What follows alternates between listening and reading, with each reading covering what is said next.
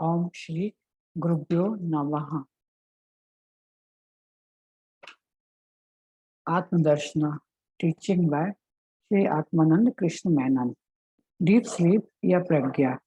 प्रश्न है कि प्रज्ञा क्या है। डीप स्लीप व्यक्तिगत रूप से डीप डीप स्लीप व्यक्तिगत रूप से प्रज्ञा का मतलब क्या है। प्रज्ञा का मतलब है रियल अवेयरनेस। ये कैसे संभव है। जो जानते हैं डीप स्लीप लाइट है या अवेयरनेस है, हम बात उनके लिए वो उन प्रज्ञा है।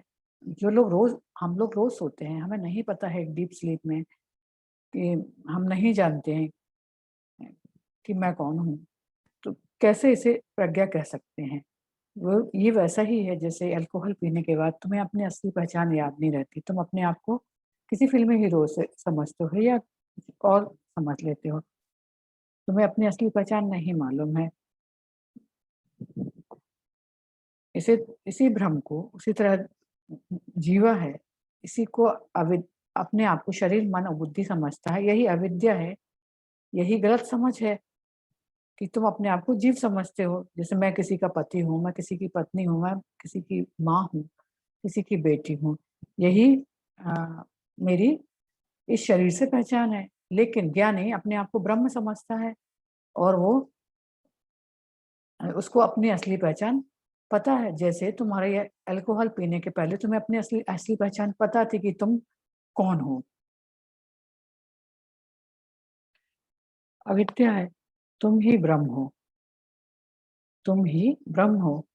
भगवान बुद्ध से किसी ने पूछा एनलाइटनमेंट के बाद क्या होता है। भगवान बुद्ध ने कहा एनलाइटनमेंट के बाद सभी बुद्ध हैं, सब में बुद्ध है।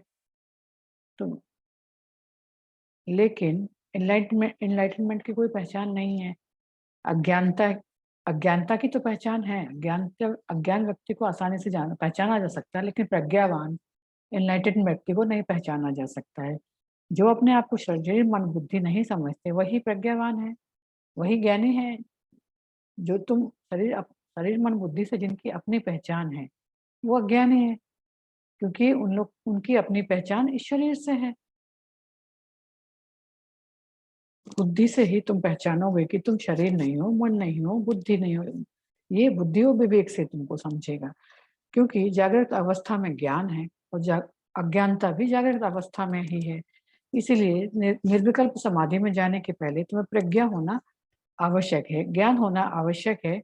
और ये केवल आता है, ज्ञान केवल आता है आत्मविचार से, मन की अवस्था से नहीं। अन्य रोग दवा लेने से दूर हो जाते हैं। सिर दर्द चला जाता है, शरीर दर्द चला जाता है, बुखार चला जाता है। तो दवा लेने से एनलाइटनमेंट की भी दवा होना चाहिए, जो दवा लेने से एनलाइटनमेंट हो जाए। लेकिन नहीं, इसके लिए प्रज्ञा की आवश्यकता है। ज्ञान से ही अज्ञानता दूर हो सकती है। दूसरा प्रश्न है कि विचारहीन अवस्था ही सहज समाधि है। हाँ, विचारहीन अवस्था ही सहज समाधि है। जब धीरे धीरे आपको ये पता चलने लगता है कि ये शरीर मैं नहीं हूँ, मन मैं नहीं हूँ, बुद्धि मैं नहीं हूँ, तो विचार अपने आप कम होने लगते हैं। ये विचारहीन अवस्था ही सहज समाधि है और यही आपकी नेचुरल स्टेट है, नेचुरल अवस्था है।